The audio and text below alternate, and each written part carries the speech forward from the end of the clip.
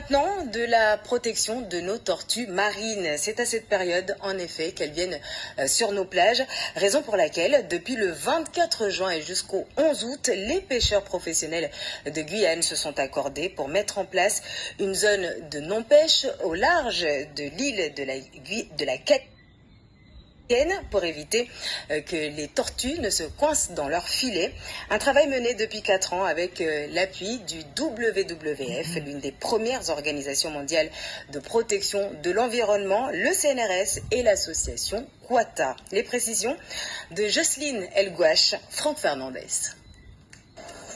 Au village chinois, une équipe mise en place par le comité régional des pêches sensibilise tous les marins au phénomène appelé Haribada, une période où les concentrations de tortues marines sont observées au large de l'île de Cayenne.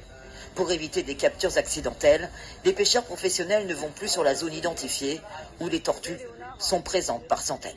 Le comité des pêches, avec les données qui sont fournies par le CNRS et les données de ponte qui sont fournies par l'association Quata, on a pu déterminer qu'il y avait un certain ordre dans les pontes. Donc, à partir des premières pontes sur les plages, on a pu voir que si on sautait une lune et on regardait la deuxième et la troisième pleine lune, que les pontes se focalisaient autour de cette deuxième et troisième lune. Du coup, on a fait cette période de non-pêche volontaire et après coup, on a vu qu'on couvrait de 75 à 90% des pontes se passaient dans cette fenêtre.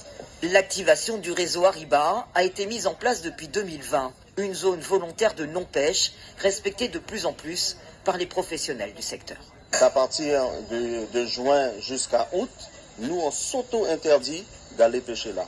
Maintenant, il faut que ça suive. Il faut que les plaisanciers, que les petits bateaux qui pêchent tranquillement arrêtent d'aller pêcher là pour protéger les tortues. Malgré les efforts déployés par les pêcheurs professionnels, la pêche illégale se poursuit avec ses conséquences sur l'environnement et le milieu marin. Au village chinois, les bateaux de pêche illégaux sont d'ailleurs bien plus nombreux que les légaux. Mais ici, personne ne s'aventure à dénoncer qui que ce soit. En tant que pêcheur professionnel, oui, je suis au courant. Je le sais, je connais la période. Mais après, les autres, je ne sais pas. Tu dis les autres, c'est qui ? Les autres camarades pêcheurs, les autres pêcheurs, les nouveaux arrivés. Est-ce qu'ils sont conscients des tortues qui viennent au mois de juillet, de juillet, non, on va dire de juin jusqu'à septembre? Est-ce qu'ils sont conscients? Est-ce qu'ils prennent vraiment en compte l'impact que ça peut poser sur l'environnement? Je ne sais pas, c'est à eux de le dire. Selon les organisations environnementales comme le WWF, cette zone de non-pêche a permis depuis 4 ans de sauver des centaines de tortues marines. Le nombre de pontes sur Cayenne et sur Rémire-Montjoly a tendance à se maintenir beaucoup plus et beaucoup mieux que ce qu'on constate en parallèle dans l'ouest guyanais, où là les chutes des effectifs sont absolument catastrophiques pour la tortue lutte. Ici à Cayenne et à Rémire, on voit un maintien de la tortue olivate, ce qui est une excellente nouvelle, et une chute moins marquée du nombre de pontes de tortue lutte.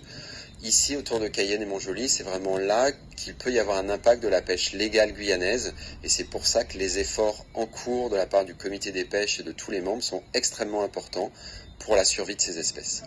Le comité des pêches de Guyane est le seul en France ou encore en Europe à avoir mis en place de façon volontaire chaque année une zone de non-pêche pour la protection des tortues marines.